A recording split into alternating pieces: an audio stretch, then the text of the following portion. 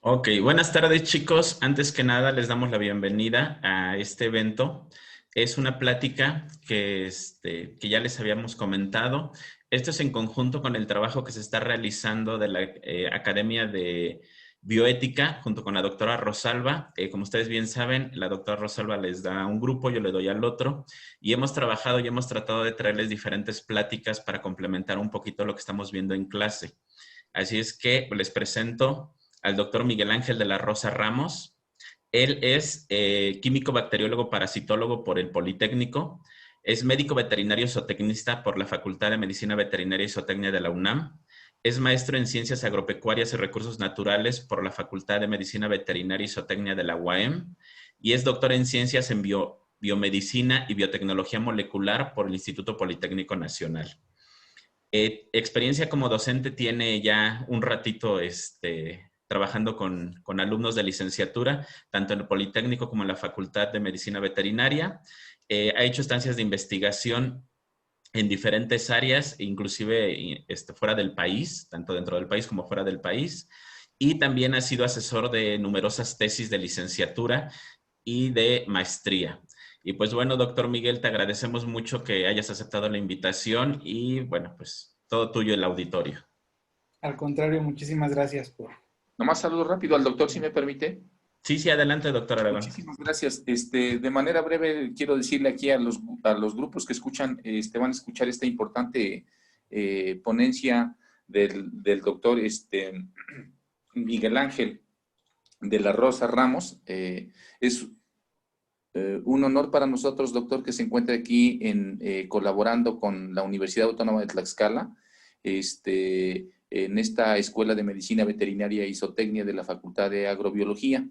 Comentarle que ya en otras ocasiones me ha hecho saber el doctor Pablo Cortés Roldán de que usted ha estado aquí en la Escuela de Medicina Veterinaria de Tlaxcala, en el lugar que le llamamos la Hacienda de Xalpatlahuaya.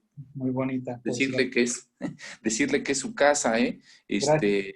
Ya no, ya casi que le digo que no, bienvenido, porque usted es de casa y le agradecemos de verdad, a nombre de toda la comunidad de esta Facultad de Agrobiología, mis compañeros docentes, especialmente el doctor Pablo Cortés Roldán, por este contacto tan importante académico con usted, doctor, en ciencias, en biomedicina y biotecnología molecular.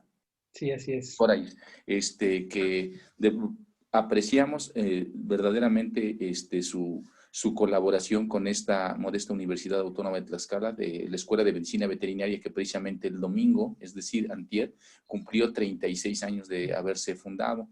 Y bueno, pues en esta universidad como la UNAM, que nos han abierto siempre las puertas, y desde luego con gente, desde luego, tan profesionales de la medicina veterinaria, tan dedicados y, desde luego, en la situación de colaboración con la universidad. Apreciamos mucho, doctor, que esté participando con los estudiantes, porque, desde luego, transmitir estos conocimientos a los jóvenes, que son el futuro en el bienestar animal, desde luego que suman verdaderamente dentro de su formación académica o profesional, pues puntos muy, muy importantes para esta parte. Entonces, doctor, muchísimas gracias por estar nuevamente con nosotros ahora de forma virtual. Esperemos que esta situación de pandemia o de enfermedad mundial pronto sea diferente para mucho bien, es decir, que de verdad vaya terminando y que muy pronto nuevamente lo tengamos, pero presencialmente en la escuela de medicina veterinaria, que también nos da gusto que le guste y que le llame la atención como una escuela fuera de lo normal por el hecho del sitio en donde se encuentra. Muchísimas gracias, doctor, por su apoyo, por su colaboración y pues seguramente que nos vamos a seguir saludando. En un momento más ya no me dará tiempo estar en toda su plática, pero por las situaciones de cargo, pero muchas gracias por su apoyo y su colaboración y esperemos seguramente saludarnos pronto, doctor. Muchas gracias. Al contrario, muchas gracias por la invitación y sí, estaré por ahí también, en Tlaxcala de manera presencial. Muchas gracias, doctor. Bueno, pues vamos a comenzar entonces con esta plática. tenemos limitado el tiempo, pero sin embargo vamos a avanzar lo más que podamos. Entonces, vamos a empezar. Esta plática se llama La bioética en el uso de animales de experimentación. Y de manera personal, la primera vez que a mí me dijeron que tenía que abrir un animal, sentí algo como, como decía el doctor, ¿no? La primera vez que me tocó abrir un cobayo, llegué a mi casa y abracé a mi perro. Y todavía se complicó más la primera vez que tuve que inocular un ratón, la primera vez que tuve que, de manera experimental, trabajar con aves, porque, no sé, de repente sentía yo algo que a veces no era el camino correcto, pero bueno, vamos a empezar a ver muchas cuestiones que a veces se traspolan un poquito con nuestra forma de pensar o la forma en la que hemos sido criados. Sin embargo, como siempre les digo a los alumnos, incluso a mí cuando me dieron bioética en la maestría, cuando me la volvieron a dar en el doctorado, cuando me la volvieron a dar en la otra licenciatura en veterinaria, los profesores siempre nos decían, una cosa es lo que uno opine como persona y la otra cosa es lo que tiene fundamentos, tiene argumentos y lo que es correcto. Al final de cuentas, tiene que haber un punto en el que los dos tengan que convivir y justamente es lo que voy a tratar de explicar en estos momentos. Al final de cuentas, la decisión la tenemos cada uno de nosotros y la vida a veces se encarga también de que a veces pensamos que por ahí es el camino y de repente nos damos cuenta que no, que esos argumentos, esos fundamentos son los que tenemos que aplicar realmente. Entonces, siempre que, bueno, me dijeron que ustedes son de primeros semestres, ¿no? Entonces, muchas veces nos preguntan, ¿y por qué quieres ser veterinario, no? Pues porque me gustan los animalitos. Entonces, uno piensa que va a llegar a la facultad y va a ver animalitos así tiernos, bonitos, y que los vamos a abrazar y que los vamos a cuidar y entonces nos damos cuenta después conforme vamos avanzando en la carrera que somos médicos veterinarios zootecnistas. ¿Eso qué implica? Que vamos a tener que ver animales enfermos, que vamos a tener que llevar a cabo cruzas, que vamos a tener que ver directamente con cosas de producción. Y bueno, ahora que van empezando y con ahora lo que hay de moda en redes sociales, muchas veces vemos este tipo de imágenes que yo, por ejemplo, si la pongo ahorita y les digo, es que escapó de un cazador y así le pongo en el pie de página, en el pie de figura, perdón, y se las muestro y entonces van a empezar a decir que maldito cazador, que pobre animal, van a empezar a ver muchos tipos de argumentos, ¿no? Sin embargo, la realidad es que esta imagen la tomé de internet. Los ciervos, sus astas, se cambian. Eso yo creo que si no lo sabía, van cambiando. Entonces, cuando se cae la cornamenta, pues está irrigada, sobre todo en la base y la parte de la cubierta. Entonces, podemos ver animales así. Eso no significa que el animal esté sufriendo, eso no significa que el animal esté lastimado de manera intencional, sino que ese es el ciclo por el cual pasa el animal.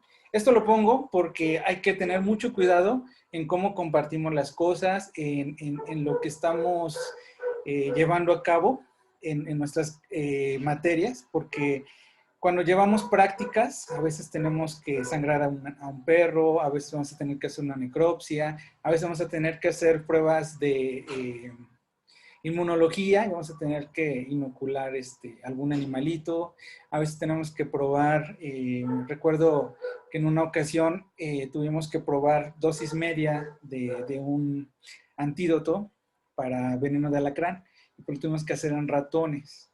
Entonces, se atravesó un fin de semana y quien tenía que darle de comer al animal, pues no lo hizo, entonces los animales se comieron entre ellos, pues fue una medio desastrosa, ¿no?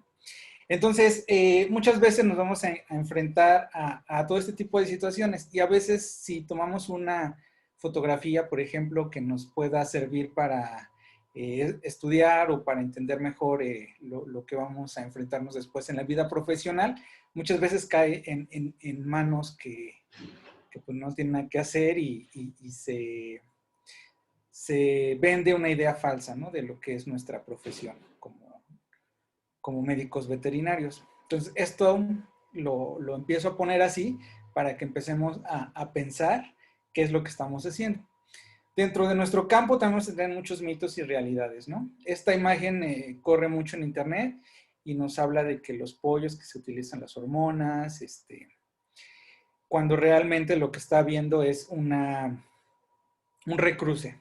Entonces estamos buscando las mejores estirpes, un mejoramiento genético, pero únicamente va por cruces, no va por poner hormonas, además de que eso no es viable por la edad que tienen los animales, por la cantidad de aves que se producen. Entonces yo creo que esto lo van a ver más adelante en sus asignaturas. Y así podemos ejemplificar muchas cosas que vemos en redes sociales y que no tienen argumentos. No tienen argumentos válidos y muchos de ellos se basan principalmente en las opiniones.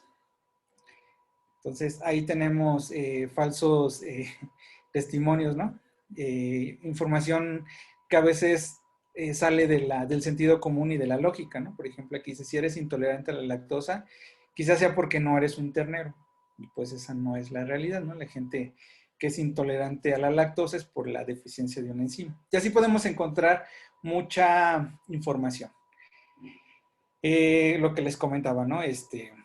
En algunos casos podemos tomar la foto de un animal enfermo porque en nuestra materia de conejos 1 o en parasitología nos enseñan la lesión que puede provocar, por ejemplo, estos ectoparásitos, ¿no?, en la oreja del animal. Sin embargo, si por ahí yo comparto la imagen y la toma un grupo extremista, pues va a poner que estamos experimentando en ese animal y que debido a la experimentación que estamos haciendo, pues el pobrecito animal, aquí el conejo, pues está lastimado, está dañado, siendo que esa no es la realidad, sino que este conejo se infectó de manera natural por este ectoparásito y el origen de las lesiones, pues tiene que ver directamente con esto. Entonces, tengan mucho cuidado en la información que se comparte. Y parte de esto es lo que ha abierto muchas veces los mitos sobre la experimentación en animales. Si nos vamos a las películas, si nos vamos al cine, muchas veces algunas películas que tratan sobre pandemias de virus es porque liberaron al changuito y entonces el changuito se puso a infectar a medio mundo, ¿no? O liberaron a algún lote de animales y entonces estos animales se fueron por ahí, empezaron a infectar y ya ocurrió una pandemia. Entonces, si nos vamos hacia esa parte, pues desde luego que la cara de la manipulación animal para fines de experimentación, pues siempre nos va a desacreditar. El hecho de que nosotros tengamos que utilizar un animal para experimentar, para hacer una prueba de constatación, para educarnos como médicos veterinarios, no significa que ese animal tenga que ser maltratado. No significa que ese animal forzosamente tenga que sufrir. Y es lo que vamos a revisar en estos momentos. La parte bioética en el uso de estos animales. Entonces, cada año se utilizan muchos animales en todo el mundo para la experimentación científica. Sin embargo, a diferencia de los animales de producción, en los que nosotros sabemos anualmente cuántas cabezas de ganado se están produciendo, en los que nos están diciendo cuántos millones de aves estamos produciendo, cuántos huevos. Con los animales de laboratorio no existe una cifra exacta, no hay quien los cense, no hay quien diga se producieron 50,000 ratones y de eso se utilizaron 40,000. No tenemos esas cifras. Cada una de estas cifras pues es de manera interna por cada uno de los bioterios que va a ofrecernos estos animales. ¿Para qué son utilizados los animales en un laboratorio, en una universidad? Principalmente para cubrir estas áreas, que son la experimentación científica, las pruebas de constatación Estas pruebas de constatación, por ejemplo, lo que les comentaba de los antídotos en alacranes, hay que ver que funcionen, algunos cosméticos que sean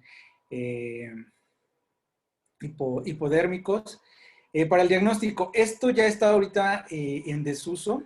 Anteriormente, por ejemplo, para que pudiéramos diagnosticar rabia, se hacía la inoculación directa del tejido de manera intracerebral en ratón lactante. Ahorita ya los manuales no nos dejan hacer esas pruebas.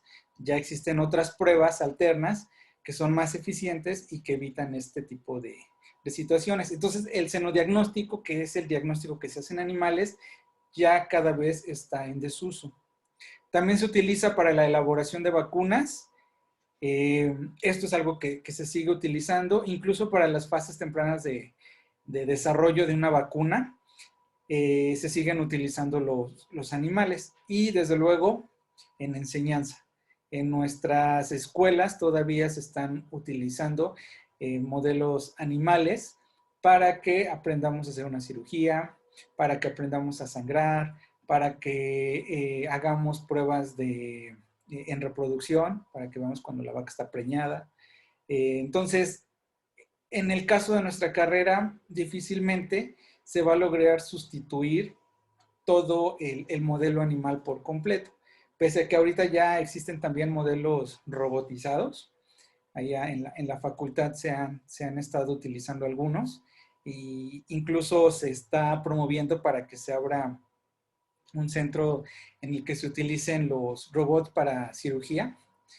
Es algo que no en todos los casos ni en todas las asignaturas se podrá hacer ese cambio. Pero bueno, por algo se empieza. ¿Qué es un animal de laboratorio? Vamos a definir animal de laboratorio a todo aquel ser vivo, no humano, que sea vertebrado o invertebrado y que vamos a usar para la experimentación y otros fines científicos, como los que les acabo de mencionar. ¿Para qué se utilizan? Principalmente para verificar o para tratar de entender algún proceso biológico. ¿Por qué los utilizamos?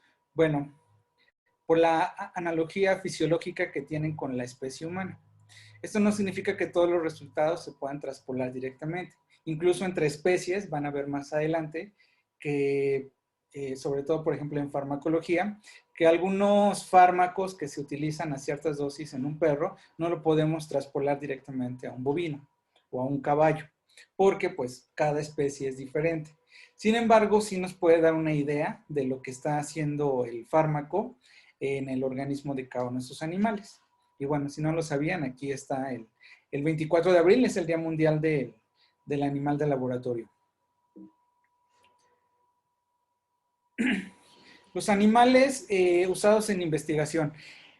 Primates no humanos, lo pongo en signos de interrogación, ahorita les digo por qué. Podemos utilizar prosimios, que son los lémur, por ejemplo. Los gatos, perros, reptiles, anfibios, ovejas, cerdos, prácticamente podemos utilizar cualquier animal como modelo de investigación. ¿En qué nos vamos a limitar? Pues en especies que estén, por ejemplo, en peligro de extinción. Esas definitivamente pues no las podemos utilizar. La mayor parte de estos animales son las ratas, los ratones, los conejos y los cobayos, son los que principalmente estamos utilizando en un laboratorio. ¿Por qué? Por comodidad y por economía. Los primates no humanos sí se pueden llegar a utilizar, pero actualmente los reglamentos que se tienen son más rigurosos y tiene que haber una justificación así en la que si no usas ese primate no vas a obtener ningún bien. ¿Por qué no se utilizan? La idea principal que se tenía de esto era por el parecido que tenían a los humanos. Sin embargo, aquí empezamos a entrar hacia lo que conocemos como especismo. Y la razón por la que no se utilizan o por la que se limita el uso de primates no es esa. Hay dos razones principales. La primera es la economía, porque mantener a un primate aislado, mantenerlo con todas las condiciones que se debe de tener este animal para que se pueda llevar a cabo el modelo de experimentación, pues es muy costoso. En segunda instancia es por el parecido filogenético, por ese emparentamiento que existe entre nosotros como seres humanos con estos primates. Si se utilizan algunos microorganismos, es más fácil que este microorganismo que se probó en el primate pueda adaptarse al ser humano y por consiguiente, si es una cepa mutante o si es algún animal, si es algún microorganismo que se esté estudiando, puede aumentar la patogenicidad, los factores de virulencia se pueden ver aumentados y esta adaptación se va a hacer más fácil al ser humano. Entonces, por eso también los experimentos con los primates se restringen bastante, porque aquí sí puede pasar como en el caso de las películas. Si alguien tiene alguna duda o comentario, lo puede ir escribiendo y lo retomamos al final, para que ahorita podamos irnos un poquito más rápido. Como antecedentes de esto, bueno, tenemos desde hace muchos años que Aristóteles empezó a practicar disecciones. Esto con la finalidad de conocer cómo era y cómo estaba compuesto y cómo funcionaba el cuerpo humano. Galeno se dice que ya experimentaba con cerdos y monos para demostrar que las venas transportaban sangre y no aire. Si nos vamos hacia las épocas anteriores, el oscurantismo y épocas medievales y previas, pues venían muchas ideas hasta cierto punto fantasiosas para nosotros hoy en día, pero que a como estaban los avances científicos y tecnológicos en esa época, pues para ellos sonaban bastante coherentes. Entonces muchas de estas ideas se fueron aclarando con estos experimentos que para nosotros ahora ya serían muy básicos. Celso criticó la vivisección. Anteriormente se hacía vivisección. Vivisección es abrir al individuo en vida y ver cómo está funcionando. Entonces, definitivamente eso ya lo empezaban a considerar sobre todo pecado. Y pues después se vio que también no era correcto porque se infligía bastante dolor y que el beneficio que se obtenía no era mucho. Tomás de Aquino consideró que había una responsabilidad para con los animales. O sea, sí, ahí se me fue un no. Él ya consideraba que los animales tenían derechos, aunque no estaban completamente estipulados, ya se hablaba de ellos. A partir de la Edad Media se empezó a prohibir la vivisección por parte del cristianismo y pasa como en todas las épocas, ¿no? Lo que es prohibido es lo que más se hace. Hacia el siglo XVII ya se empezaron a estudiar a los animales, principalmente se veían animales que fueran orgánicamente más sencillos.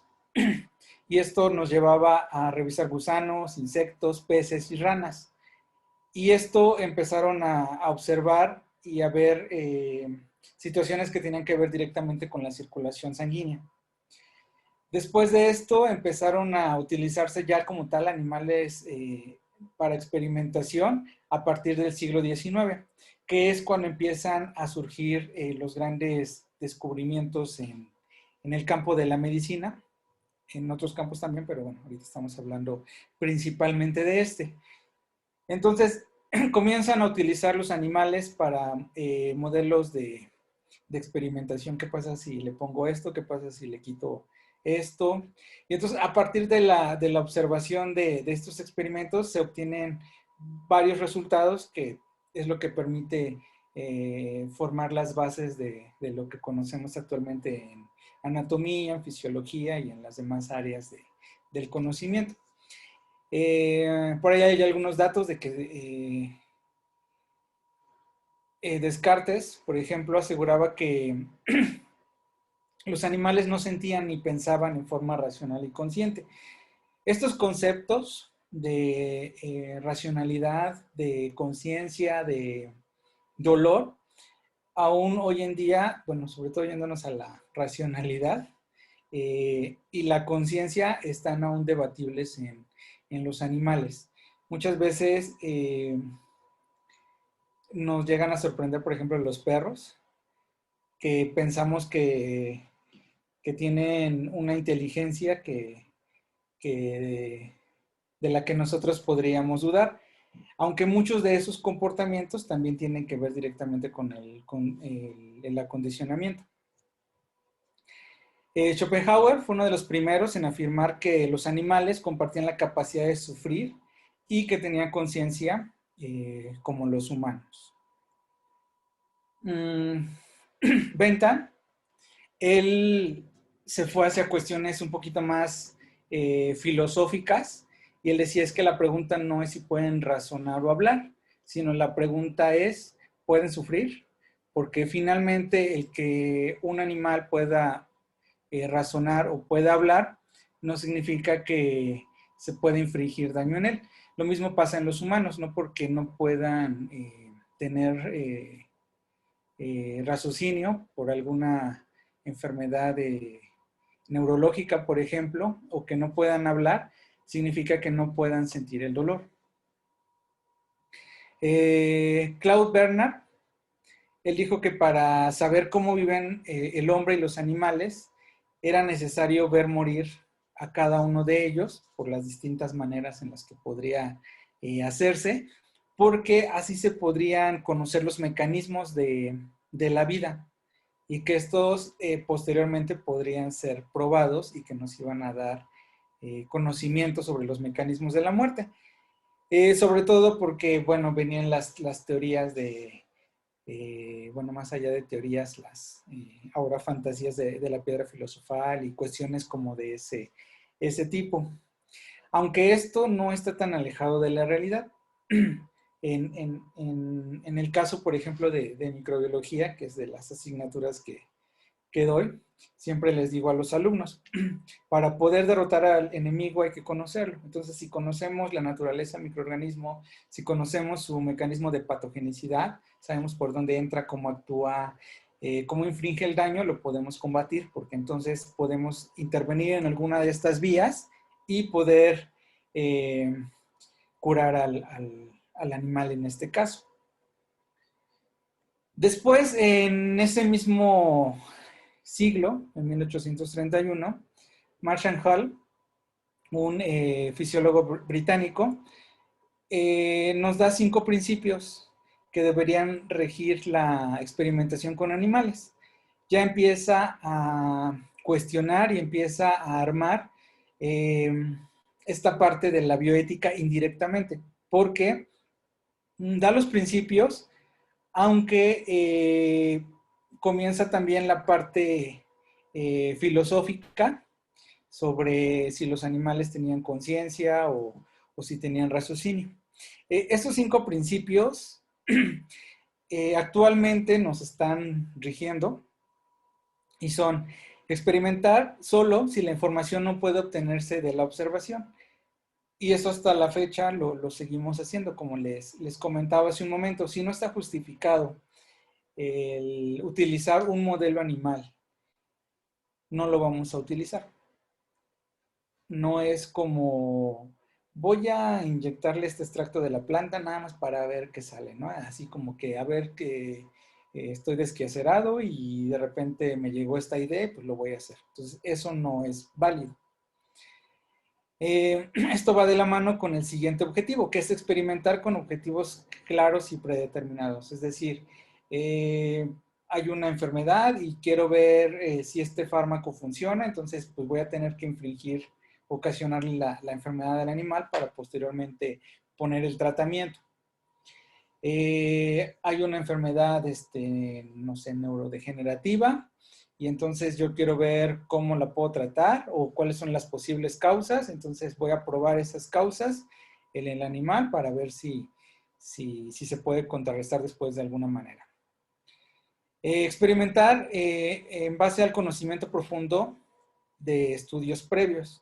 Es decir, que si yo quiero ver si sirve una prótesis robótica en un caballo, por ejemplo, que el caballo perdió alguna extremidad y yo no lo quiero matar, y puede haber una opción de usar alguna prótesis robótica, pero tengo cero conocimientos de mecánica y de electrónica y de robótica, pues entonces no voy a hacerlo. Necesitaría ir o plantearle mi problema a alguien que sepa del área para que entonces ahora sí podamos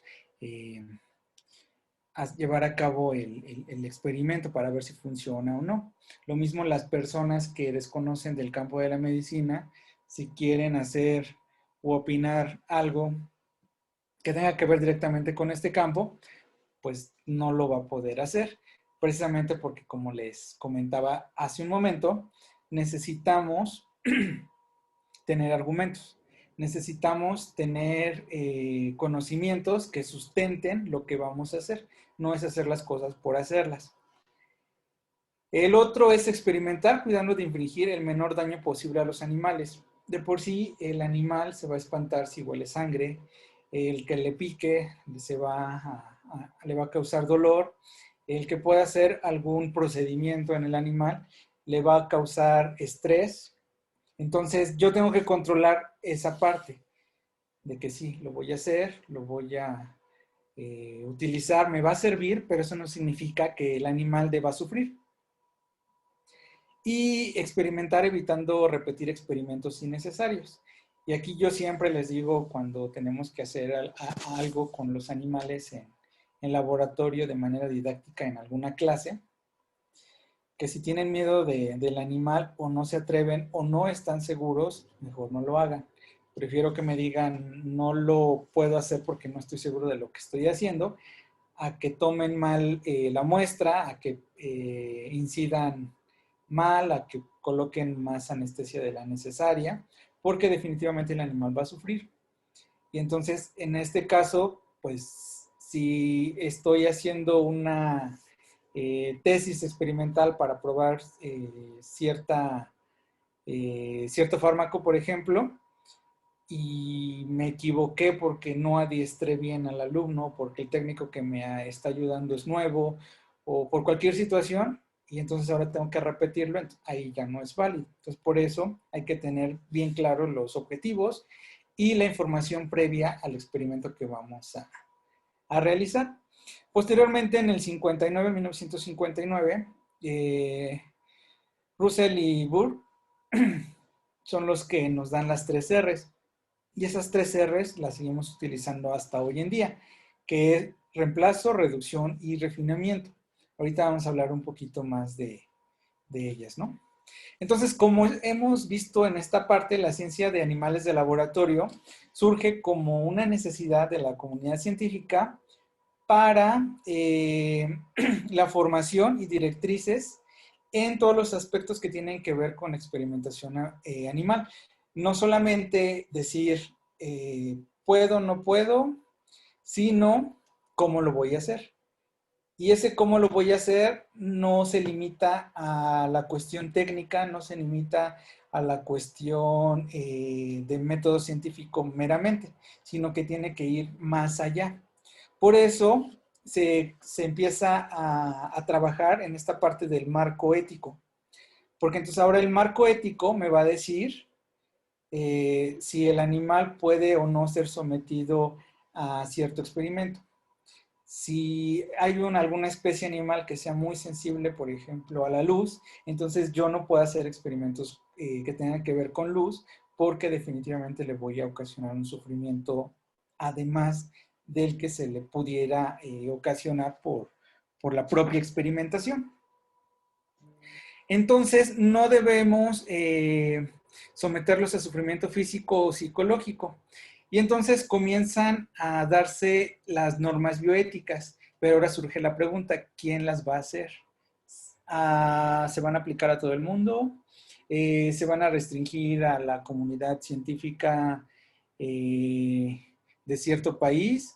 o nada más de cierto laboratorio, van hacia todas las áreas de la ciencia y la tecnología, solo van para unas, solo van para animales meramente de laboratorio, qué pasa con fauna silvestre.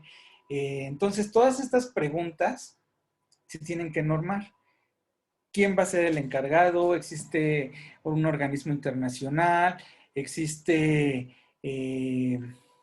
quién? Entonces, dicen, bueno, vamos a hacer una traspolación de lo que hacemos en el caso de la ética con humanos, pero la vamos a aplicar con los animales. Y dicen, bueno, perfecto, hazlo, pero no les ocasiones dolor. O sea, puedes ocasionar cualquier situación, pero no algo que les ocasione dolor de manera premeditada, ¿no? O sea, yo no le voy a picar al animal porque sé que le va a doler. Pero, entonces viene uno de los peros. ¿Qué pasa con las áreas que tienen que ver con la investigación del dolor? Ahí tenemos que provocar el dolor porque es precisamente lo que vamos a estudiar. Entonces, si me estás diciendo que puedo llevar a cabo cualquier experimento, pero no le puedo ocasionar el dolor y resulta que mi objeto de estudio es el dolor, entonces, ¿qué hago, no? Entonces, dicen, bueno, pues esto tiene que ir más allá. Y entonces, tiene que haber un límite en los modelos de experimentación. Sí, sí le vas a ocasionar el dolor, pero ese dolor tiene que ser, uno, justificado, y en segunda, no tiene que sobrepasar ciertos límites, dependiendo la especie, dependiendo lo que estés probando. Entonces, vienen ahora las cuestiones que se tienen que empezar a definir. ¿Lo estamos haciendo bien? ¿No lo estamos haciendo bien? ¿Qué va a pasar? Empiezan a surgir muchas preguntas. Entonces, dicen, bueno, el uso de animales en experimentación va a ser ético cuando no haya otra alternativa. Cuando solamente ese modelo me vaya a dar la respuesta que estoy buscando. Y además que el propósito esté vinculado con la obtención de un bien mayor. Entonces, vienen las corrientes bioéticas, ¿no? Y nos dice bueno, entonces el sufrimiento de uno vale la pena para que se salven otros 50. El matar 50 ratones, el que puedan sufrir poquito, 50 ratones, vale la pena para que sobrevivan 50,000 personas. Entonces, todos estos dilemas éticos Sí. empiezan a funcionar. Y aquí vienen muchas preguntas, incluso cuestiones que han pasado actualmente en noticieros, en redes sociales, ¿no? Los casos muy sonados, por ejemplo, del gorila, ¿no? Cuando en el zoológico, no recuerdo en dónde, el niño se metió y entonces el gorila representaba un peligro para el niño, pues no hubo de otra más que matar al gorila, ¿no? Entonces hubo quien decía, no, pero ¿para qué el gorila? Y se desgarraban. Y hay quien decía, no, sí estuvo bien. Y hay quien decía, los culpables son los del zoológico. Y hay quien decía, no, los culpables son los padres. Y entonces comienzan todos como a echarse la culpa. Y entonces cada quien tiene un punto de vista. Y tiene un punto de vista diferente porque todo va con base... todo va en base a las vivencias que hemos tenido, va en base a, de cierta manera, la forma en la que nos educaron nuestros papás, al entorno en el que estamos viviendo. Pero yo creo que si en algún momento tuviéramos que elegir, por ejemplo, mi hermano, y tengo a mis perros, y a mis perros los quiero mucho y son unos consentidos, pero definitivamente si yo tuviera que elegir en alguna situación de peligro que espero nunca pase, entre mi hermano y el perro, pues definitivamente sería mi hermano y ahí no habría nada que pensar. Entonces, esto es una reflexión que también yo creo que debemos hacer nosotros y ver ¿qué haríamos en algunas situaciones? Quizás cambie nuestra perspectiva, cambie nuestra forma de pensar hasta que vivamos una situación similar. Pero yo estoy un 99.9% que elegiríamos definitivamente a la persona con la que tenemos más empatía. Vienen las valoraciones éticas y bioéticas en cuanto a la investigación cuando tenemos que emplear a los animales. Y dicen, bueno, dentro de todo esto algo sí es seguro. Y eso es que el ser humano es el único ser vivo que está bajo una forma de comportamiento que se tiene que regir por normas éticas y morales. Pensamos, razonamos, se supone, la mayoría de los seres humanos lo hacemos, pero en el caso de los animales no van a tener ese tipo de cuestiones éticas. Actúan por instinto. Y yo creo que lo hemos vivido, ¿no? Tenemos mascotas. Como médicos veterinarios, pues se van a enfrentar muchas veces a pacientes, ¿no? Llega el perrito todo nervioso y el dueño dice, no muerde. Pero de repente, pues le duele cuando lo estás revisando porque, no sé, viene con una fractura. Lo estás revisando, pues el perro muerde. Pero ni siquiera se fija a quién muerde y en eso muerde al propietario. Entonces, ¿qué le hacemos al perrito en cuestión ética? ¿Hizo bien, hizo mal? ¿Lo juzgamos, no lo juzgamos? ¿O qué pasó ahí, no? Entonces, el perro actuó por instinto. Como le estaba doliendo y lo estaban tocando en el hueso, suponiendo que fuera en el miembro torácico derecho. Entonces, yo lo toqué, le dolió, pues el perro no aguantó más el dolor y quiso quitar lo que le oprimía, y en este caso solamente aventó la mordida y ni siquiera se fijó quién era. Actuó por instinto. Entonces, llevamos al niño, un niño de, ¿qué les gusta ya? Que tiene conciencia de lo que está haciendo. 8 años, al médico, ¿no? Y entonces le dicen que lo tienen que inyectar, ¿no? O le tienen que poner una vacuna, que es necesaria porque si no se va a morir. Y de repente es un niño malcriado y apenas ve la jeringa, ni siquiera se la han puesto y empieza a patalear y a patear al médico, a la enfermera, quien se le pone enfrente, a sus papás les empieza a insultar y a decir groserías y hace berrinche y se tira. Y entonces ahí, ¿juzgamos o no juzgamos al niño? ¿Está bien? ¿Está mal? ¿La culpa la tiene el niño? ¿La culpa la tienen los papás? ¿Sí me explico? El niño actuó por instinto. Como sabía que le iba a doler, entonces empezó a patear a medio mundo. Entonces, cuando nosotros intentamos comparar nuestro comportamiento con el de los animales, desde ahí estamos mal.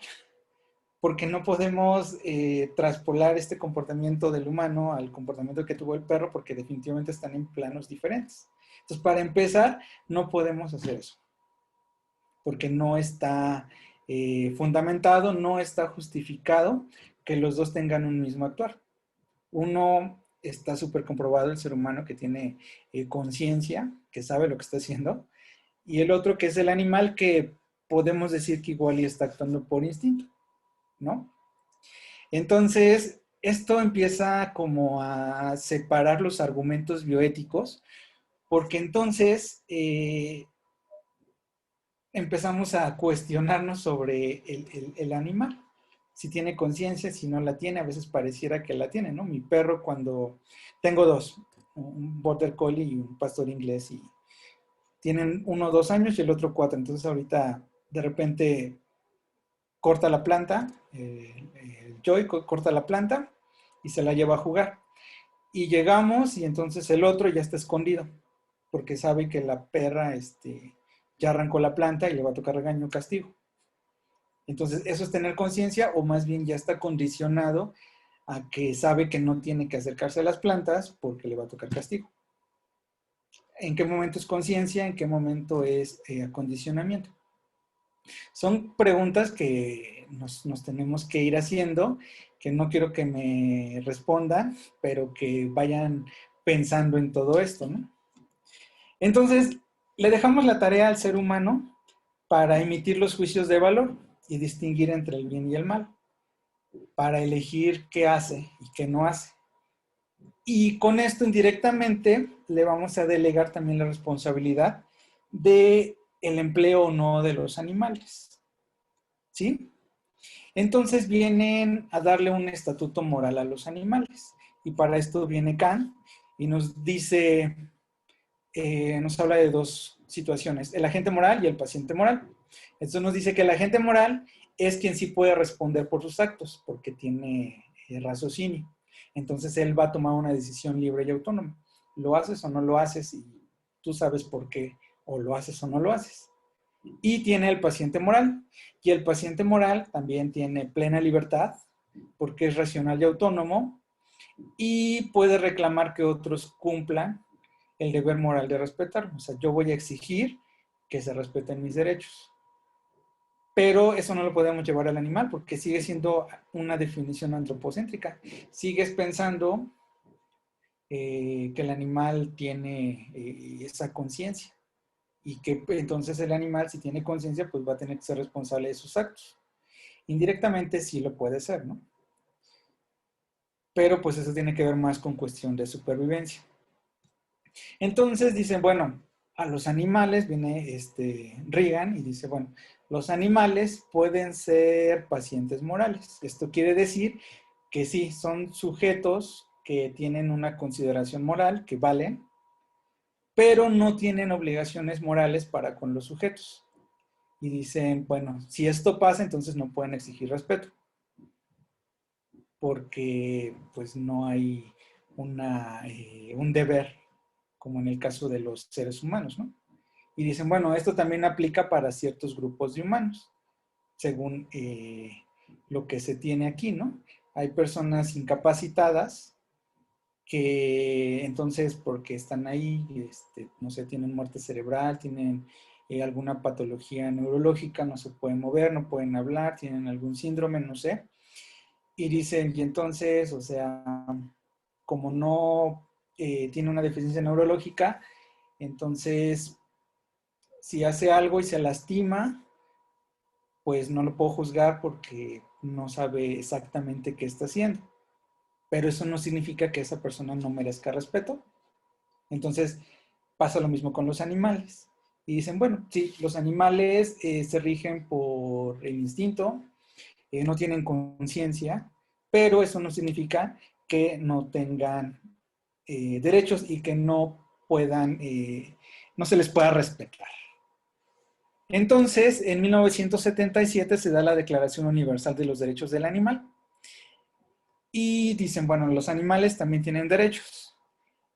Y lo que abre esta ley, esta Declaración Universal, dice, bueno, se va a considerar que todos los animales tienen derechos por el simple hecho de ser. Hay un valor por lo que son y eso significa que tiene derechos. Entonces también nos dice, bueno, ¿y quiénes son los únicos que le pueden dar esos derechos? Pues definitivamente es el ser humano. Entonces dicen, bueno, el ser humano es el que tiene que cuidar y el que tiene que hacer valer esos derechos para evitar crímenes contra los animales y desde luego contra la naturaleza. Entonces toda la responsabilidad vuelve a caer en el ser humano. Y después viene la parte utilitarista, que esta es, yo creo que en la que la mayoría de los veterinarios nos identificamos. Y yo creo que también la mayoría de la comunidad científica se va hacia la versión utilitarista. Recuerdo que en algún momento en clases de bioética teníamos que llenar como un cuestionario para ver a qué corriente te identificabas más y la mayoría quedaba en una visión utilitarista. ¿Qué nos dice la visión utilitarista? La viene a proponer Zinker Y él dice que por el hecho de tener la capacidad de sufrimiento y goce, el animal tiene intereses que deben ser atendidos. Esto quiere decir que si el animal tiene hambre, pues no le voy a negar la comida. Si el animal va a descansar, pues le tengo que dar un lugar para que pueda descansar, tal como ocurre en la naturaleza. Entonces, sí le voy a dar todas estas, se me fue la palabra, perdón. Voy a cumplir con todas estas necesidades que tiene el animal para evitar que sufra, pero siempre le voy a dar prioridad al ser humano. O sea, sí te voy a dar todas las necesidades, voy a cubrir todas tus necesidades como ratoncito de laboratorio, pero al final de cuentas voy a utilizar para experimentar y con eso salvar vidas humanas. Entonces le voy a dar prioridad a los intereses humanos. Sí te voy a cuidar en la granja, pero te voy a comer. Y entonces aquí también comienza la parte de bienestar animal, que no porque me lo voy a comer, no porque voy a obtener leche, miel, porque va a ser un animal de compañía, va a tener que sufrir toda su vida. Y entonces dice, bueno, sí está bien, pero viene el especismo. Y entonces dicen, ¿qué es el especismo? Bueno, el especismo es pensar que una especie es más valiosa que otra. Y dices, bueno, es como un tipo de racismo, ¿no? Y entonces dices, bueno, especismo.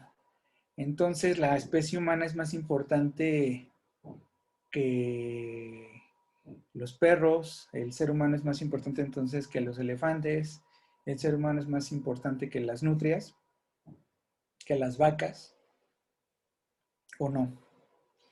Y dices, bueno, más allá de especismo, yo como parte de la especie humana, pues voy a tratar, y de manera natural, voy a tratar de preservar mi especie. Y como mi especie ya tiene raciocinio y como mi especie ya tiene ventajas sobre los otros, pues definitivamente en cuanto a especies, pues rige la ley del más fuerte y eso lo vemos en la naturaleza. Yo creo que todos han visto los documentales del Animal Planet, del Discovery Channel. Y llama mucho la atención, por ejemplo, que en la mayoría de los casos, si va a la manada de elefantes a beber agua y de repente llega la manada de leones y de leonas, ¿no? Entonces las leonas van a ir por la cría o van a ir por el más viejito. Yo no veo que el elefante diga, bueno, pues vamos a ver quién de nosotros se va en sacrificio, porque pobrecitos leones no han comido y pues si nos defendemos como elefantes, pues es especismo porque estamos prefiriendo salvar la especie elefante en vez de salvar la especie león, porque si nosotros nos defendemos y nos escondemos, entonces pobrecito el león se va a morir de hambre y entonces voy a enojarme con el elefante, le voy a decir, elefante especista, no quisiste dar a uno de tus miembros para que el león se muriera, comiera. Entonces decimos, bueno, si nos vamos hacia ese contexto, entonces realmente no es tanto que el contexto de utilizar los animales de laboratorio sea una cuestión meramente especista. Porque si bien vamos a hacerlo en favor del ser humano, también podemos hacerlo en favor de mi perro, ¿no? Mi perro tiene cáncer, pues entonces voy a hacer experimentos con ratones para ver cómo curar o cómo prevenir ese cáncer. Y entonces ya se va a poder salvar mi perro y otros perros más, ¿no? Entonces, bajo este contexto, yéndonos hacia la cuestión ya de la naturaleza, como ecosistema, como las leyes de supervivencia, entonces sí o no es válido utilizar otra especie para beneficiar a la mía. Definitivamente los leones utilizaban la especie del elefante para beneficiarse, porque de ahí comieron. Y entonces comienzas a pensar y dices, ok, una versión utilitarista. Voy a utilizar 5 ratoncitos porque posiblemente con ellos pueda obtener la cura de una enfermedad que estoy padeciendo o que está padeciendo mi hermano o mi hijo, porque muchas veces es cuando se interesan, ¿no? Me ha tocado trabajar con personas que tienen ciertas asociaciones de enfermedades raras y justamente la semana pasada me entrevisté con con una persona, no voy a decir nombres ni la enfermedad, y me decía, en México habemos 22 personas que tenemos esta enfermedad. Y yo inicié esta asociación porque a mí me la diagnosticaron a los 9 meses, y a los 11 años me tuvieron que hacer un trasplante de riñón. Y entonces vi que aquí en México no había nada y dije, bueno, tengo que informar. Y en ese año éramos 5 personas y ahorita vemos que somos 20, pero por estadística, en todo México debería haber cuando menos 200 personas con esa enfermedad. Y entonces yo empecé porque yo la tengo. Y muchos de los experimentos así pueden ir, ¿no? No todos, más por algún ejemplo. Entonces, ¿vale la pena utilizar estos 3 ratoncitos para que 200 personas se curen? Pues como especie yo la estoy preservando. Entonces, sí es válido, pero debo de poner los límites.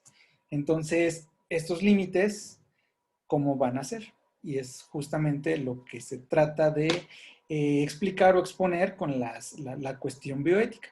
Entonces, la posición de Singer es meramente utilitarista y dice que el ser humano tiene intereses superiores a los de los animales, desde luego. Nunca he visto un perro que diga, me gustó esa ropa, voy a trabajar para comprármelo, me voy a confeccionar un vestido, ¿no? Entonces, definitivamente los seres humanos tenemos intereses superiores a los de los animales. Entonces, puede justificarse el sacrificio de la vida de un animal cuando se trata de elegir entre la vida del ser humano y la del animal, como el ejemplo que les puse del león y el elefante. Entonces, cuando el vegano me dice es que el animal es libre y no te lo puedes comer, sí, sí me lo puedo comer porque mi cuerpo, mi fisiología, mi anatomía está hecha para comerme el animal. ¿Qué es lo que no voy a poder hacer? Sobreexplotarlo. Porque entonces si sobreexploto a la vaca, si sobreexploto a la gallina, entonces ahí sí estoy haciendo algo indebido. Porque lo estoy haciendo sufrir, lo estoy sobreexponiendo. Pero desde luego que yo lo estoy creando porque me lo quiero comer, ¿no? Necesito vivir de algo. Entonces, ya dentro de la cuestión de Singer, hablando más concretamente de la experimentación con animal, dice, bueno, entonces, ¿por qué no probar también medicamentos o por qué no hacer experimentación con huérfanos o con gente de la cárcel o con recién nacidos de comunidades muy pobres o personas que tienen discapacidad mental, ¿no? Porque entonces puedo sacrificar a uno de ellos por el fin de que, bueno, se van a morir. Es un ejemplo, no es que yo lo piense, ¿eh? Lo aclaro porque luego se salen de contexto las palabras. Que digan, bueno, mátate a esos 2 huérfanitos, ¿no? Al fin, si se mueren, no tienen familia, nadie los va a extrañar, ni quien se acuerde de ellos y sálvale la vida a estas 50 personas, ¿no? Que están esperando un tratamiento. Y entonces dices, bueno, si me voy hacia la cuestión utilitarista, pues podría ser válida. Pero entonces viene la cuestión moral y dices, bueno, el niño, el huerfanito, sí, será muy huerfanito, pero piensa, razona. Estoy 100% seguro que tiene sentimientos, que va a tener miedo, que va a ser muy traumático para él y que me lo va a poder expresar. Entonces, por esta cuestión moral, dices, no, no puedo usarlos. Aunque a veces yo sé que ha pasado por la cabeza de todos en algún momento decir, bueno, los de la cárcel, ¿no? Entonces, al final dice, bueno, vamos a ver una visión más deontológica a favor de los animales, tomando en cuenta todos los antecedentes que ya tenemos. Y dices, bueno, todas las criaturas que son sujetos de una vida tienen creencias y deseos y un sentido rudimentario de su pasado. Y su futuro tiene el mismo valor moral intrínseco que tenemos los seres humanos. Dices, bueno, por algo están aquí en la tierra, pero nos sigue dejando con la misma idea. No estamos seguros de lo que, si el animal tiene conciencia, si el animal siente. Si el animal piensa. Entonces, todas estas cuestiones morales te vuelven a llevar al mismo punto. No puedes comparar el animal con el ser humano, porque hay cosas que no están 100% probadas. Muchas se mantienen en hipótesis. Hay unas que ya están más avanzadas, ¿no? Y dice, bueno, entonces, si ves al ser humano como al animal en el mismo plano, entonces, ¿qué va a pasar? Pues la abolición total del uso de animales para investigar, porque entonces la vida del ratón vale lo mismo que la vida del ser humano, y entonces a este ser humano ya lo veo como el huerfanito, y entonces la condición moral me dice que no lo voy a poder utilizar para experimentar. Pero entonces eso también significa que la ganadería deja de existir, porque entonces la vaca vale lo mismo que yo, y entonces como vale lo mismo que yo, no la puedo matar, porque si la mato, entonces como estamos al mismo nivel moral, pues es un delito. Y desde luego la caza o la captura comercial o deportiva no podría tener mascota.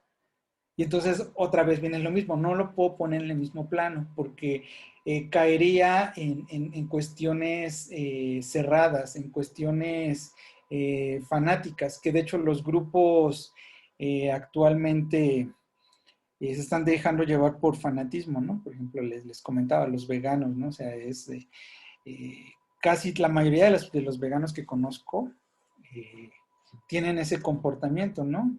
Recuerdo que había uno y mientras comíamos empezaba, ay, qué asco que te comas tu cadáver, ay, qué asco que no sé qué, y empezaba a hablar, ¿no? Y uno decía, bueno, yo no estoy criticando tu manera de comer, ¿tú por qué estás criticando la mía, no? En otra ocasión, yo practicaba ballet folclórico hace algunos años y me acuerdo que estaba platicando con un vegano y le comenté, dije, bueno, vamos a bailar la Feria de San Marcos, la pelea de gallos. Y me dice, ¿y usan gallos? Y yo le dije, sí, los que usan. Entonces, cuando le iba a decir sí, los que usamos son personas que se ponen, los compañeros que se ponen el zarape y fingen ser gallos, o sea, apenas se iba a comentar esa situación y me empieza a decir, es que tú, como puedes ser veterinario y empieza, entonces ni siquiera me dejó terminar la explicación y se puso a decir y a insultarme de la forma en la que podía, ¿no? Y yo solo me quedé pensando así de, pues definitivamente, o sea, ni siquiera muestra cierta empatía, ¿no? Y es lo que pasa con los grupos extremistas, ¿no? Justamente se van hacia la parte más extrema y no lo sacas de ahí. Entonces, si nos vamos a esta posición deontológica, nos iríamos a este extremismo, en el que no. Pero dices, bueno, y entonces en la naturaleza, ¿por qué si hay cazadores, no? Porque precisamente, vuelvo a lo mismo, no podemos compararlo porque estamos en planos diferentes. Y dicen, bueno, entonces da una visión antropocéntrica, pero moderada, es decir, si utiliza los animales, pero justifícalo. Si utiliza los animales, pero respeta su capacidad de sentir. Si utiliza los animales, pero sea responsable. Y entonces dicen, bueno, volvamos a retomar las 3 R's. Reducir, reemplazar y refinar. Reducir, ¿a qué se refiere reducir? Bueno, tenemos 2 maneras de reducir. La primera nos implica, perdón,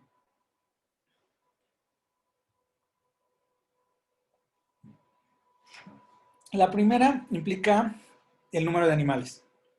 Es decir, todo experimento o la mayoría de los experimentos tiene debe tener una validez estadística. Y muchas veces la estadística nos dice, con que uses 3 repeticiones, ya con eso tienes tu prueba. Ah, perfecto, entonces voy a usar 3 en vez de usar 50, porque el que use 50 o el que use 3, estadísticamente tiene la misma significancia. Entonces, hay que buscar reducir el número de animales. Sí, está bien, te apruebo tu proyecto, pero ¿por qué vas a usar 5? ¿O por qué vas a usar 4 grupos de 5 cabras? ¿Sí? Ah, bueno, pues porque el tratamiento y porque puede que se me muera una en el paso de, entonces estoy contemplando que se pueda morir una y entonces me dejaría una N más chiquita, pero aún así sigue siendo significativo. Ah, ok. ¿Sí? Entonces también esto va a favorecer a que se utilicen menos animales, menos sujetos de individuo, menos experimentos por especie. Vamos a tener un número reducido de individuos, pero nos va a arrojar resultados confiables. La otra parte es la reducción filogenética. ¿Esto qué significa? Sustituir por especies con menos desarrollo en escala filogenética. Es decir, si yo este experimento lo puedo llevar a cabo en un perro, pero también lo puedo llevar a cabo en un ratón, y ahora ya descubrí que también lo puedo llevar a cabo en una cucaracha, pues entonces me voy a ir hacia lo que esté filogenéticamente menos desarrollado. Y entonces también eso significa que quizás su umbral de dolor pueda ser mayor y que entonces pueda trabajar con él y que no sienta ese dolor que pudiera sentir, por ejemplo, el perro, que pudiera sentir el borrego. Reemplazar. ¿El reemplazar a qué se refiere? Bueno, vamos a tener igual dos formas de reemplazo. Vamos a hacer que los métodos que vamos a emplear para la experimentación, primero, sean los correctos. Y puedo utilizar un reemplazo relativo. En el reemplazo relativo es que voy a matar al animal, pero en vez de hacer el experimento en vivo, o sea, en lugar de inocularle el fármaco, por ejemplo, directamente, lo voy a matar y le voy a extraer el corazón y el experimento lo va a hacer directamente sobre el corazón. Entonces, todo el tiempo que dure mi experimento, pues va a ser con el corazón aquí afuera. El animalito pues ya se murió y pues definitivamente no está sufriendo, porque solamente estoy ocupando el órgano. O que diga, bueno, necesito un pedazo de hígado, ¿no? Entonces, bueno, le voy a hacer cirugía, le voy a extraer un poco de hígado y voy a trabajar con ese hígado. Entonces, el animal ya no está sufriendo. Hice un cultivo celular y saqué el órgano y trabajé con el órgano fuera. Entonces, el animal o se murió o puede vivir sin ese órgano y no está sufriendo, ¿sí?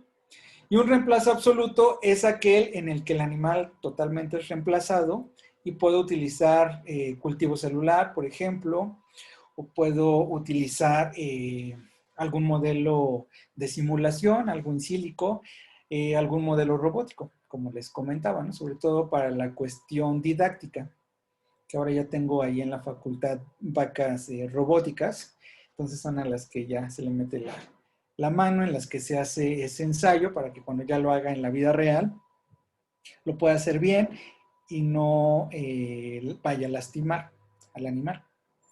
Entonces, a eso se refiere el reemplazo, a esos dos tipos de situaciones. Y el otro es el refinamiento, que implica minimizar las molestias, la angustia o el dolor de los animales. Si yo sé que a los ratoncitos les estresa el que yo esté pasando, pues entonces no lo voy a poner aquí donde hay tráfico de gente, sino que lo voy a poner allá atrás donde puede estar libre del estrés que le provoca el ruido o el ver pasar gente. ¿Sí? Además de que en el caso de que les ocasione estrés, pues también va a salir mal mi experimento. ¿Y quién pone estas reglas? Bueno, pues los comités actualmente no hay como un órgano colegiado a nivel nacional, sin embargo, y mucho menos mundial. Sin embargo, sí hay colaboración en algunos de ellos. La primera ley nacional surge en Inglaterra en 1876. Cruelty to Animals Act. O sea, vamos a evitar la crueldad a los animales. Y entonces, a partir de esto, otros países empiezan a tomar sus leyes. Y aquí en Latinoamérica, la primera que surge es en Brasil, en el 2008, la ley número 11.794. Ahí está el equivalente al diario oficial de la Federación de Brasil. Y esta es la que nos da los lineamientos del uso de los animales. Y en general, ¿de qué nos hablan? Bueno, de las condiciones de vida del animal. Como les comentaba hace un momento, sí lo voy a utilizar, sí me vas a dar un bien, pero no por eso vas a sufrir mientras estés aquí. Entonces, las condiciones de vida del animal tienen que ver con la selección del habitáculo, si la jaula tiene que ser cuadrada, si tiene que ser redonda, si en una jaula de cierta dimensión solamente tengo que poner 3 animales, 3 ratoncitos, por ejemplo. Pero yo por ahorrar espacio meto otro 4. Entonces, en mis clases de etología, yo sé que eso le provoca estrés, el que haya más animales en un espacio reducido, y entonces eso va a afectar mis experimentos. Entonces no lo tengo que hacer, tengo que seguir la norma, tengo que fundamentar. Por eso les comentaba, una cosa es lo que yo piense, pues meto un ratoncito más, no creo que pase nada, ¿no? Pero realmente es que hay un estudio detrás en el que dice que si los animales ven hacinamiento, se van a estresar. Pues entonces ya hay un fundamento por el cual me dice que no puedo meter 4 animales en ese espacio. Es un ejemplo, ¿eh? No es que así sea. El alimento y el agua de bebida, ¿no? Por ejemplo, los cerdos y los gatos van a ver en farmacología que bien payasos, si prefiere el cerdo morirse de sed antes de tomarse un agua que no le guste por el sabor o el olor. Entonces, si yo sé que esas condiciones de temperatura de agua para el conejo, de comida, no va a satisfacer, pues no lo voy a hacer. Voy a hacer a como sé que es el comportamiento del animal. El encamado, ¿no? La cama. Si tengo que usar paja, si tengo que usar acerrín, si tengo que usar periódico, o sea, todo eso. La higiene del macro y del microambiente, ¿no? Cada cuánto tengo que limpiar, si puedo limpiar con cierto solvente, si no puedo utilizar cierto solvente, a qué altura debe de estar, porque también puedo irritar mucosas y entonces se me puede enfermar. La temperatura y la humedad relativa. Ustedes van a ver en sus asignaturas más adelante a qué temperatura se recibe el pollito, ¿no? Por ejemplo, a qué temperatura tiene que estar el conejo, por qué sí tengo que ventilar, por qué no tengo que ventilar. O sea, todas esas situaciones las debo de conocer perfectamente. Iluminación, si necesito mucha luz, si necesito poca luz, si debe estar en oscuridad, qué tipo de luz, el ambiente social, si necesito dar enriquecimiento a la jaula, si no lo necesita. O sea, todas esas cuestiones tienen que estar perfectamente dadas, porque no puedo usar un animal, un ratón, y tratarlo como si fuera un hámster. Por ahí un profesor recuerdo que nos decía, un perro no es un niño chiquito, un gato no es un perro chiquito, y un hurón no es un gato chiquito. Cada uno tiene sus necesidades y son muy diferentes. ¿Sí? Entonces hay que saber la zona sucia, la zona limpia, es una cuestión del bioterio. El diseño experimental, la selección del modelo animal, la calidad y la cantidad. Si este experimento me sale mejor y a la primera en una rata, Winstar, pues voy a usar la rata en vez de usar 5 ratones, ¿no? Porque la calidad va a mejorar. Si necesito una cepa de un ratón en específico, si necesito un ratón knockout, lo que sea, pues lo voy a tener que utilizar, ¿sí? Porque esto me va a dar la cuestión de refinamiento. Selección de inóculos, cuánto le puedo meter, cuánto no le puedo meter, se lo puedo dar intraperitoneal, oral, intramuscular, cada 5 horas, cada 6 horas, todo eso se tiene que considerar y todo debe de tener un fundamento, ¿sí? Y determinar en qué punto termina el experimento. Yo solamente quiero probar esta dosis durante 30 días, ¿sí? Yo solo voy a evaluar la respuesta inmune durante 80 días, yo nada más la voy a evaluar la humoral, yo nada más la celular. Entonces, todo eso debo de calendarizarlo y saber cuándo tiene que terminar el experimento. El recurso humano. Sí, lo vas a hacer, no lo vas a hacer, estás capacitado, no estás capacitado, tenemos las instalaciones, si no las tenemos no lo podemos hacer, necesito una campana, necesito área de confinamiento, o sea, todo eso lo debemos de tomar en cuenta, ¿sí? Y aquí en México, ¿qué nos rige? Bueno, aquí está la norma oficial mexicana, la NOM 062-SO 1999, especificaciones técnicas para la producción, cuidado y uso de animales de laboratorio. Están en primer semestre, van a ir avanzando, entonces yo les recomiendo que la lean, de mínimo para que estén enterados de que existe y qué cosas sí se pueden y qué cosas no se pueden hacer. Y ya más adelante, si quieren hacer una tesis experimental y que tenga que ver con o que tengan que utilizar más bien animales en experimentación, bueno, pueden decir, sí se puede, no se puede, si me atrevo, no me atrevo, pero que estén seguros de lo que están haciendo. Y, ¿qué nos dice esta norma? Bueno, nos dice que, como les comentaba hace un momento, no existe un comité de bioética a nivel nacional como tal.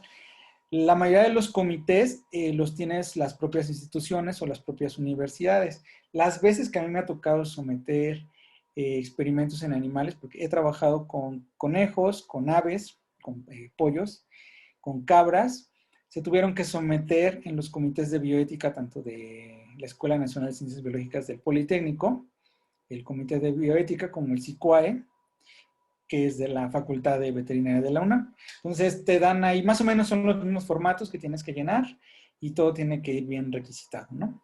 Entonces, una parte es el investigador, que es quien va a elaborar el protocolo. Ah, voy a hacer esto y esto porque quiero saber esto. Entonces, hago mi protocolo y lo presento ante mi comité interno. Y mi comité es el que me dice, bueno, nos vamos a guiar en esta norma o vamos a utilizar este tratado o lo que sea. Y a partir de esto voy a contraponer el protocolo que tú me traes. Entonces, ¿lo apruebo o no lo apruebo? Sea cual sea el resultado, lo tengo que notificar al investigador. Está aprobado. No está aprobado por esto y esto, ¿no? Se te dan chance como de corregir esas situaciones. Y una vez que lo aprueban, bueno, se notifica al bioterio, porque el bioterio generalmente es donde van a estar los animales en confinamiento y ellos se van a encargar de que se cumplan las normas y va a estar informando al comité de cualquier situación que se pueda presentar. Entonces, estos comités son muy importantes, sobre todo en la parte experimental y la parte de divulgación, porque en el momento en el que yo quiero publicar mi resultado de mi tesis o de mi experimento, el comité editorial me va a decir, bueno, ¿y dónde está la aprobación por tu comité de bioética?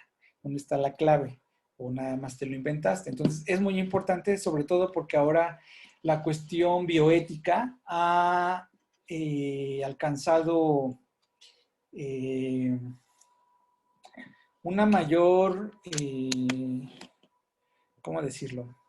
Tiene más auge en las escuelas, en las universidades, en los institutos alrededor del mundo. Entonces ahora ya están más preocupados por esta cuestión bioética y sobre todo porque no podemos andar haciendo experimentos así porque sí y todo tiene que estar bien justificado. Entonces es recomendable que todas estas situaciones de, de aprobación de comités, perdón, de aprobación de protocolos ante comité interno, pues se lleven a cabo.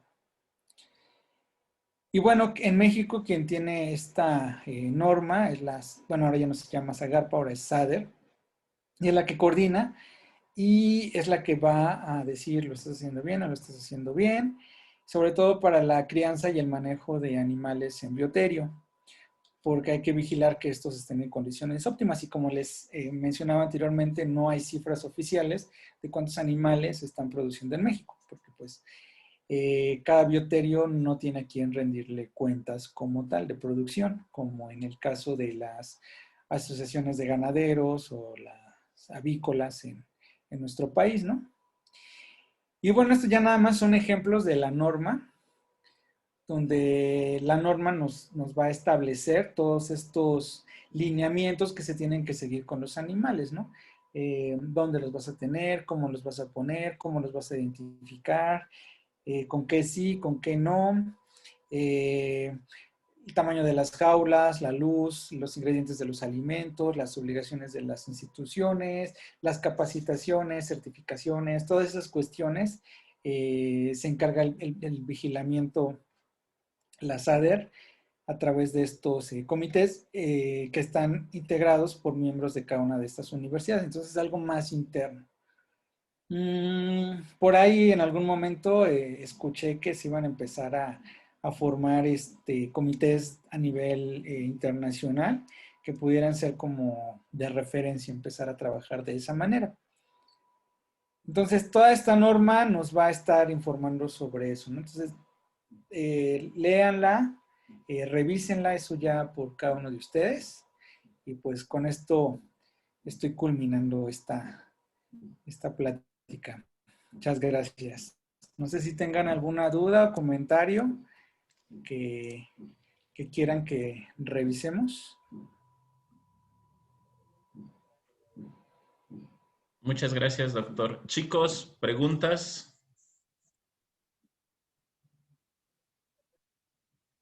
Pueden hacer sus preguntas, chat, chicos, nada más no se amontonen, ya saben.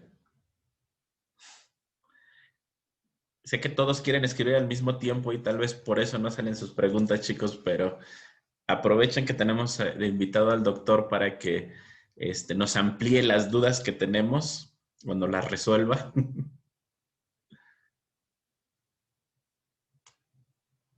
¿Nadie, chicos? Y les digo, están en primer semestre, entonces conforme vayan avanzando, las preguntas que les voy haciendo, que ahorita son de manera para que las piensen ustedes mismos, las vayan trabajando a lo largo de este tiempo en el que van a estar en formación. Ya tenemos algunas, Doc. Me comenta, bueno, uno de los chicos pregunta, ¿para la producción en bioteros tiene un límite la cantidad de producción? No